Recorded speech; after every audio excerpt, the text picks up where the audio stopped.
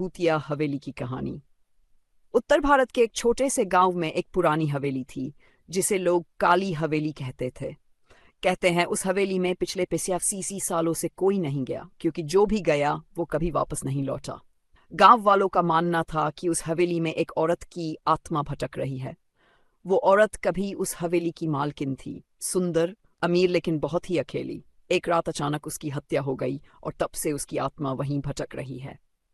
एक दिन शहर से 4 दोस्त, रोहित, निखिल, अंजलि और सिया, उस हवेली की सच्चाई जानने आए।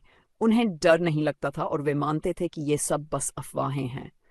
जैसे ही उन्होंने हवेली में कदम रखा, दरवाजा अपने आप बंद हो गया। दीवारों पर खून के धब्बे थे और हर कोने से अजीब सी आवाजें आ रही थी। आधी रात को उन्होंने एक औरत को सफेद साड़ी में रोते हुए देखा, जिसकी आंखों से खून बह रहा था। एक एक करके दोस्तों के साथ अजीब घटनाएं घटने लगीं। किसी का गला दब गया, किसी को जमीन खींचने लगी और किसी की आंखों के सामने अंधेरा छा गया। केवल एक ही दोस्त, अंजलि, बच पाई। जब वह किसी तरह वहां से बाहर निकली तो उसकी आंखें बदल चुकी थीं। अब वो औरत की आत्मा अंजलि के शरीर में समा चुकी थी। गांव वाले कहते हैं कि अब वो हवेली ही नहीं, अंजलि भी हॉन्टेड हो चुकी है। अगर आप चाहें तो